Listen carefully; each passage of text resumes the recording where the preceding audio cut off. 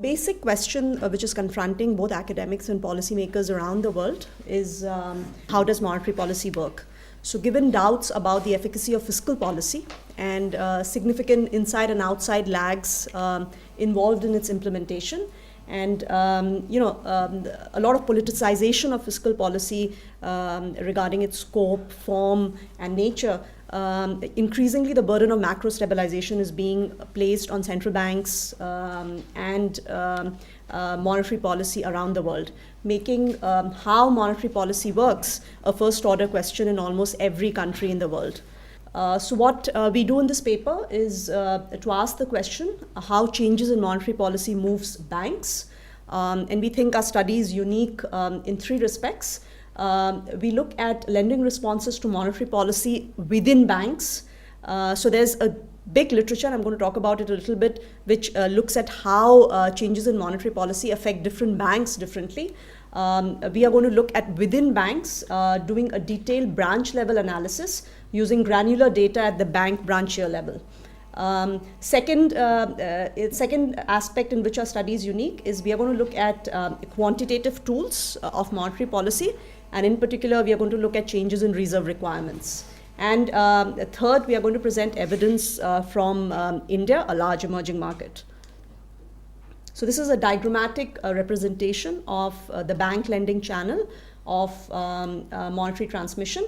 So you have you start with a monetary policy instrument that changes the loan supply of banks, and then that affects different banks differently. So this is what the current literature has focused on. What we are going to do is what happens within banks, what happens across branches within the same bank. Another way in which our paper is different is most of the existing literature is focused on policy rates. We are going to look at quantity tools and in particular reserve requirements, and I'll describe in a bit why we look at reserve requirements. So why India, and why India is an interesting case to study the bank lending channel of monetary transmission. India, as you know, is bank dominated. Bank lending constitutes about 40% of total assets, compared to about 20% for the US and 60% for Germany. So being bank dominated is not really unique to India. It's common across many emerging markets. What is unique to India is that we have a large state-owned banking sector, as well as a rising private banking sector.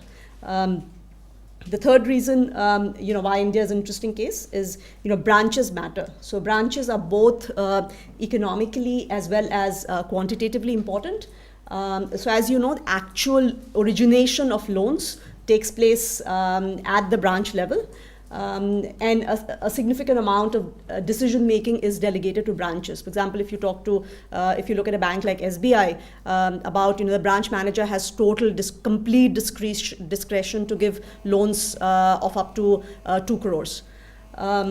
Branches are also quantitatively important. So just to give you magnitudes, there are about 126,873 branches in India spread across 150 banks. So just for comparison, if you look at the US, the US has about 94,000 branches spread over 6,600 banks. So there are about 844 branches in India per bank compared to 14 for the US.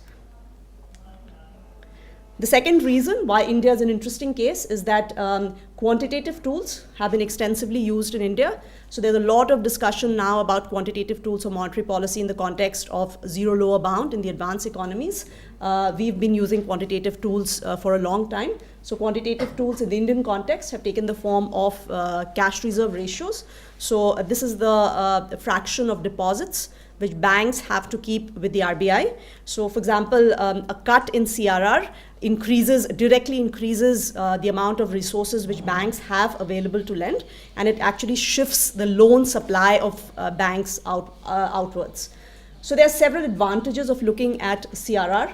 It's direct. So if you, for example, a cut in CRR directly releases banks' own internal funds, which they can deploy for lending. It is quick, so they're immediately available, and they can be immediately deployed for lending. They're essentially zero lags. They're potent because CRR earns no interest. RBI gives no interest to banks on the CRR. So as soon as CRR is cut, you have funds available which can be profitably used for lending. It's frequent, which I'll describe. There are significant changes in CRR over the sample period we are looking at. And the last point is that it's identical across banks, so it doesn't depend on bank characteristics, which help us in identification of the effect of monetary policy, which I'll talk about, how challenging it has been in the literature.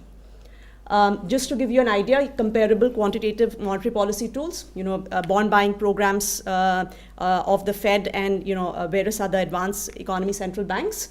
There's also another comparable set of programs is the injection of external funds. For example, Daniel Paravasini has a paper in the Journal of Finance where he looks at how central bank or the government injects funds into banks. So conditional on the banks making lending to particular sectors, the central bank or the government says that we'll give you so much funds. So what we are looking at is very different in the sense that we are looking at banks' own internal funds being released. And so it's very different in its nature, scope, speed, and implementation. This is a quick preview of what we find. So what we find is that monetary policy through quantity tools, in our case changes in reserve requirements, affect lending within banks. So in particular, the effect of changes in CRR on branch lending depends on certain branch characteristics, which I'll describe in a minute. So this is the outline of the rest of the presentation. So I'm going to quickly talk about the related work. The data is really, we are using very granular data, so I'm going to describe that and go over the empirical framework and the results before concluding. So let me say a few words about the related literature and how our paper fits in. So the current literature going back to Kashyap and Stein 2000 has really focused on how changes in monetary policy affects different banks differently. And this really inspired a huge literature thereafter. So people have looked at every possible bank level variable, liquidity, size, capital. The paper has about 1,300 social science citation index sites and actually 1,400 Google Scholar sites and 240 SSCI sites.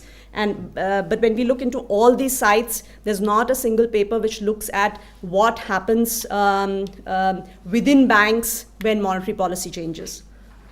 So let me summarize. I'm not sure how much time will I have, but let me summarize what the key contributions of this study are. So there are 4 key contributions.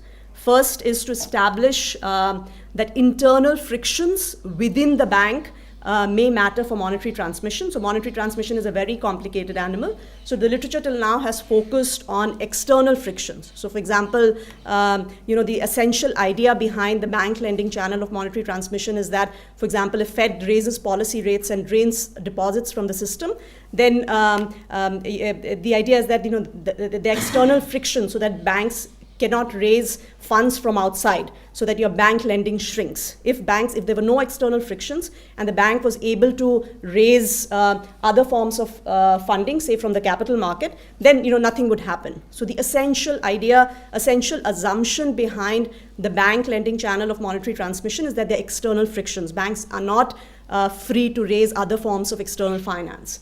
What we do is that to establish that in addition to external frictions, actually internal frictions within the bank can also matter. And in order to establish that, we use very granular data on internal organization of banks. How are banks organized? How many officers are there how many branches are there within the bank? How many officers are there in different branches different branches within the bank? So I'll describe that data in a bit. The second key contribution of our paper is to use changes in reserve requirements. And we think that changes in reserve requirements offer actually a unique experiment for the reasons I just described. It is a cut in CRR leads to release of banks' own funds. It's a direct, quick, potent, frequent tool, which is independent of bank characteristics, which helps in the identification of the effects of monetary policy. And as I said, it's very different from the QE programs or injection of external funds which have been used elsewhere. Our third key contribution is to establish that these effects can actually vary across different types of banks. So India again offers an interesting case to evaluate how these effects vary between state-owned and private banks. So we do provide some evidence to show that transmission is sluggish in state-owned banks.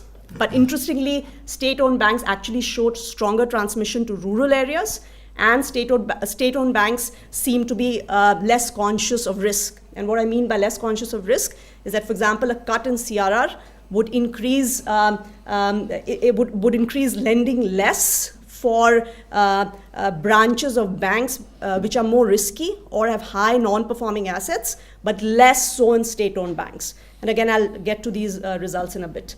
The fourth way in which this study contributes is on the identification. So there's a big debate in the literature. What papers are identifying are loan changes in loan supply or changes in economic condition or loan demand.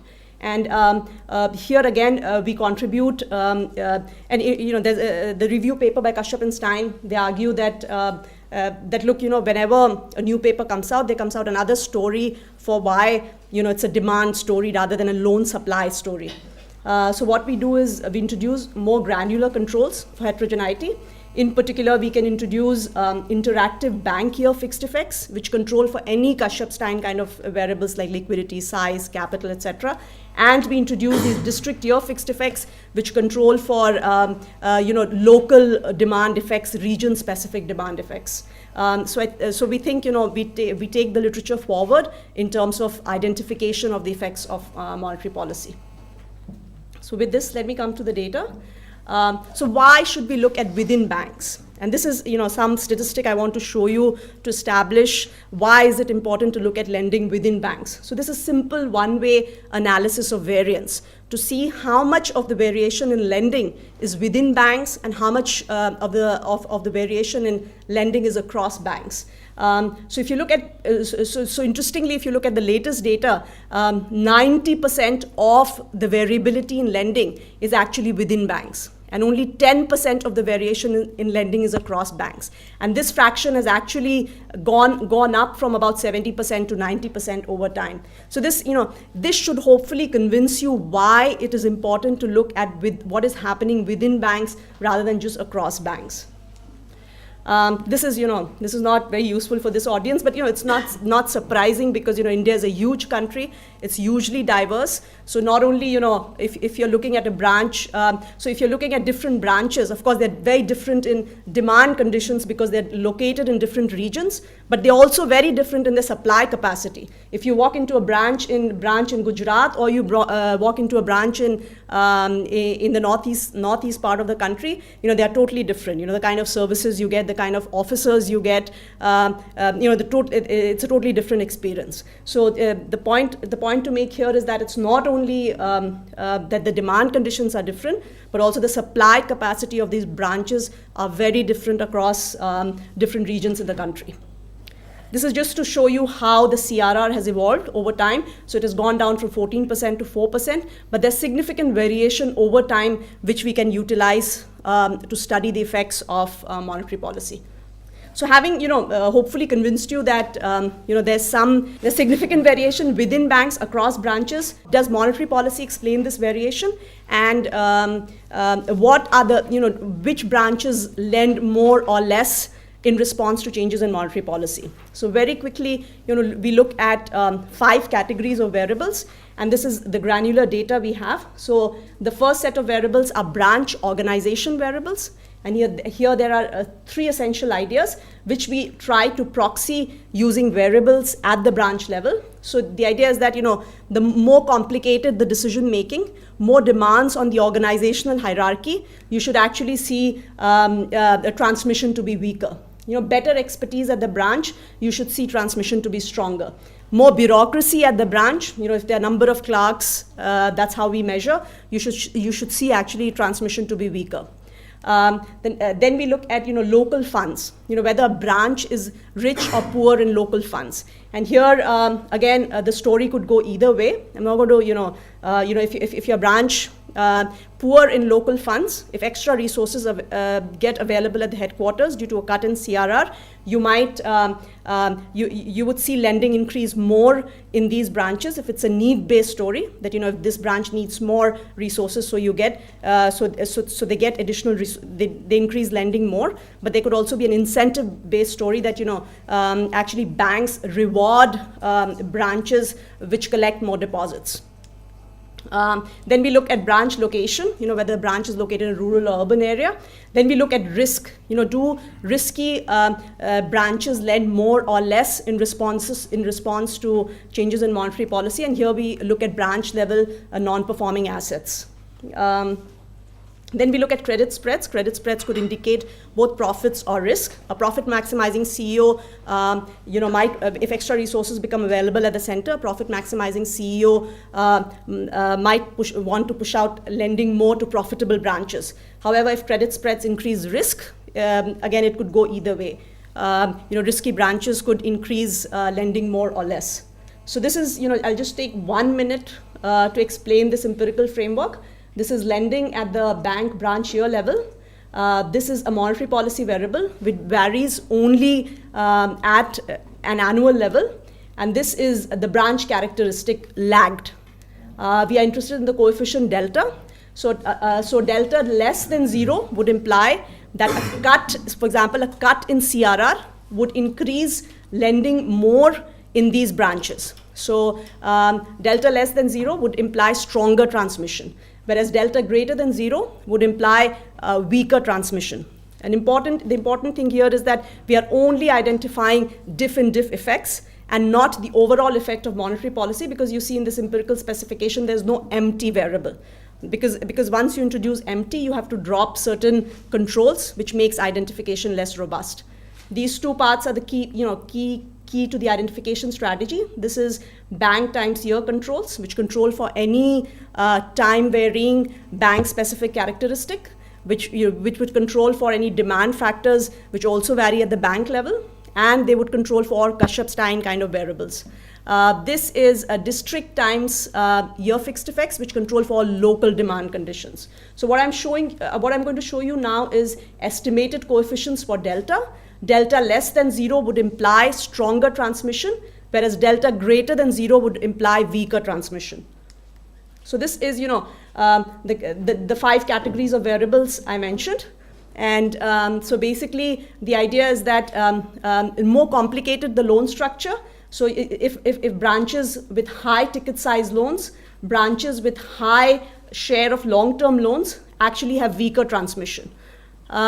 If you look at branches which have more expertise, so the way we measure expertise is larger branches. So if you have larger branches, you actually have stronger transmission. Then we use credit to deposit ratio lagged more as an indicator of marginal higher, so lower credit to deposit ratio would indicate higher marginal costs of lending. And here again, the transmission, so higher the credit to deposit ratio or lower the marginal costs of lending, stronger is the transmission. If you look at local funds, where the branches are, if branches are poor in local funds, you actually have weaker transmission. So we see an incentive type of story that, headquarters actually reward branches which are more rich in local funds. So if you're a branch which is very poor in local funds, transmission is actually weaker. Transmission is actually stronger in rural areas, and I'll come here in a little bit about the difference between public and private banks. Interestingly, risky, so transmission is actually weaker in risky branches. So it means that a cut in CRR or a loosening of monetary policy increases lending less in branches which tend to make riskier loans. So risk, so it's more a risk. It's not that monetary policy is leading to excessive risk taking. That's not the evidence we find. This is just to show you that, if we make identification less robust, we include actually the CRR variable, but we drop some of the controls. you actually find that the overall effect of changes in CRR on lending is negative. Yeah. So that's what, you can dummy these, and you can see that a cut in CRR actually reduces lending, bank lending. So this is just what I've established is monetary policy changes affect lending within banks, and in other words, effect on branch lending depends on branch characteristics. These are the different branch variables which matter. Intra-bank organization, weaker transmission when decision making is more complicated, and stronger transmission when there's better expertise and less bureaucracy. Weaker transmission where there's low deposit mobilization. Stronger transmission in rural areas, and we interpret that in rural areas basically households are more credit constrained. Weaker transmission where there's greater risk, and weaker transmission where there are higher credit spreads, which is also an indicator of risk. I'm not going to spend time, so we look at how these effects vary between state-owned and private banks. And what we find is, we find some evidence that lending by state-owned banks is more sticky. However, state-owned banks lend more to rural areas in response to loosening of monetary policy. However, the result I showed you on, on risk, it's more driven by private banks. So a cut in CRR increases lending less to risky branches, but more so for private banks. Just to conclude, so what we do in this paper is to look at lending responses to monetary policy within banks. How our study is unique. We are doing a very granular branch level analysis. We are looking at quantitative tools of monetary policy, and we present evidence from India. The key result is that we find evidence for transmission within banks, in particular asymmetric effects across branches within the same bank in response to changes in monetary policy, and intra-bank organization, local funds, geographical location, and risk matter in the transmission of monetary policy.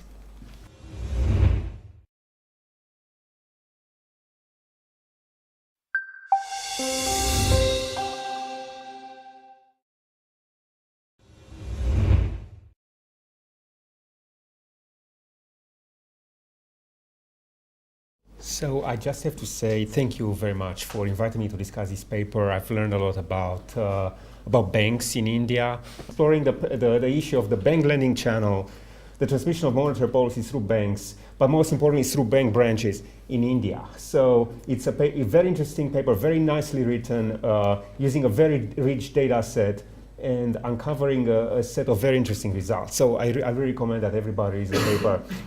The key contributions, Prachi mentioned this already.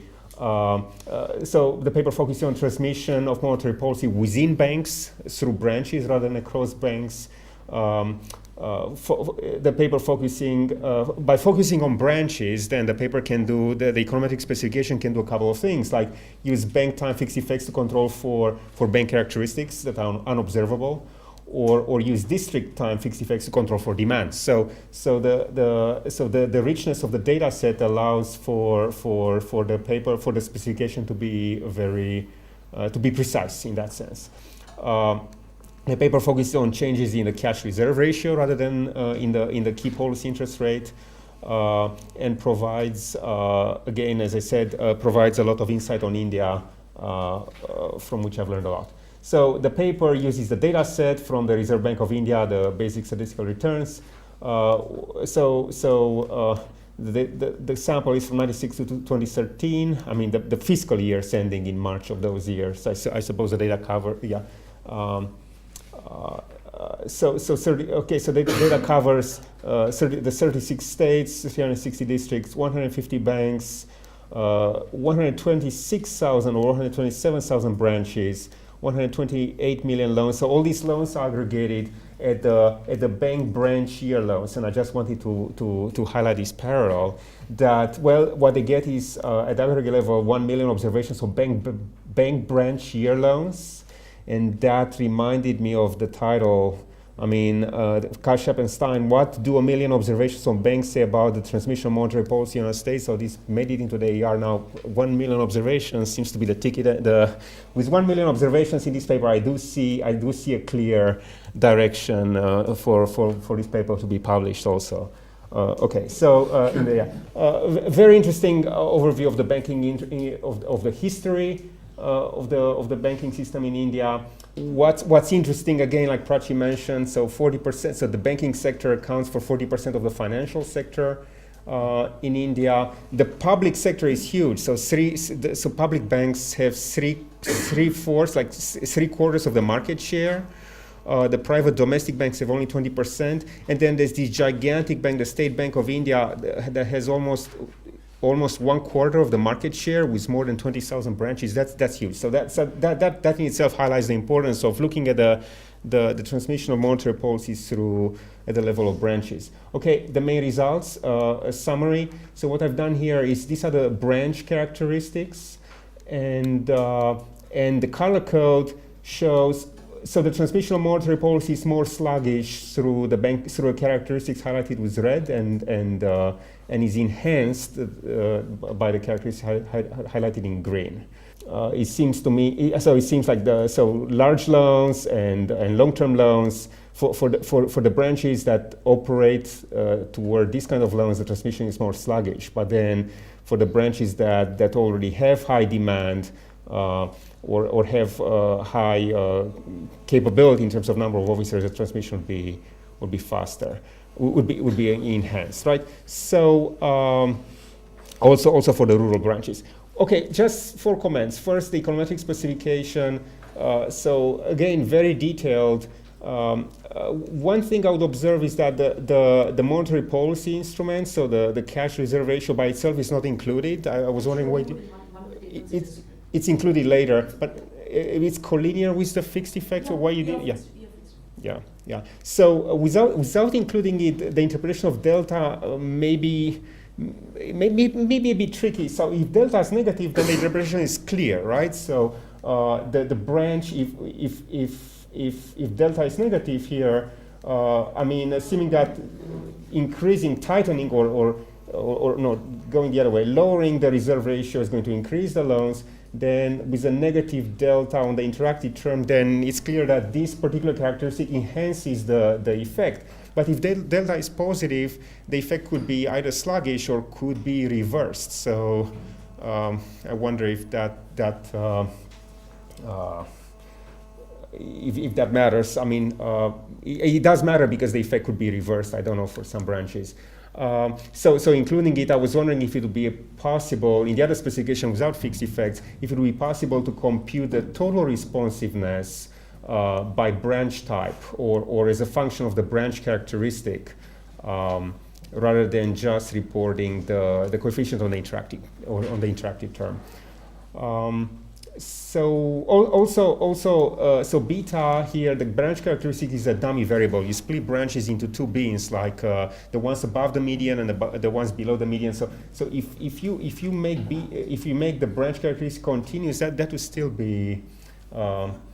I wonder if there's a reason why you didn't allow for it to be a continuous. Now the district time fixed effect, that's a control for demand. But then I was wondering, do branches lend mostly in the districts where they belong? Is there any cross-district lending?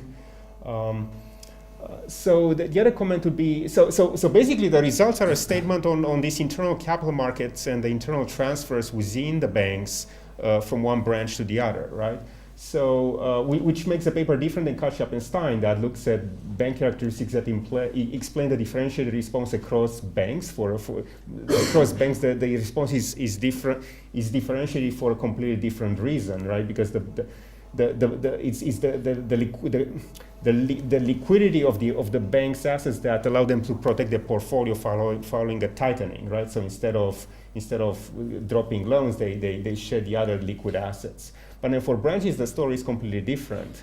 So the bank characteristics are captured by the fixed effects, but the branch characteristics guide this internal transfer. So if there's a loosening and the branch characteristic makes it such that the effects through that particular branch, is going to be more sluggish. That means there will be some internal transfers from one branch to the other. So.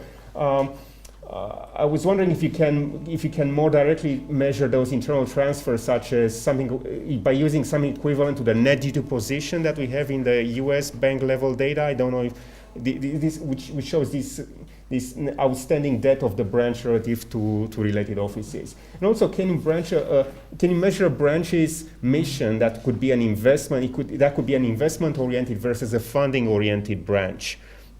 And in other papers, Settorelli and Goldberg show that happens, or that's important, but looking at the branches of global banks that are situated in different countries. Whereas I still think that would be an interesting question to ask for branches of a bank situated within the same country. And finally, the intuition behind the result. Again, very interesting when splitting the sample by bank ownership or by the monetary policy change. There are some very interesting results here. What's more striking, though, when looking at the monetary policy change and dividing the sample into tightening and loosening, and instances of tightening and instances of loosening, this reach for yield that before you get the result where loosening that is not associated with the reach for yield, that result is reversed, and that's interesting. I would like to see more intuition of why that happens. So. That's it. And then, aside from the reserve ratio, can you examine the responsiveness to changes in the policy rate and or this other instrument, the statutory liquidity rate? That would get to the issue of which monetary policy tool will be more potent, especially during episodes when the two monetary policy tools move in opposite directions. And I don't know what's the statement of the central bank. Is that meant to be a tightening or a loosening when the reserve? When a policy rate is increased while the reserve ratio is decreased, or was it the other way around in 2011, 2012? But this would be a good way to test, was that a tightening or a loosening episode? Thank you very much. Very nice paper, a very, very rich data set. There are a set of very interesting results, and I look forward to the next draft.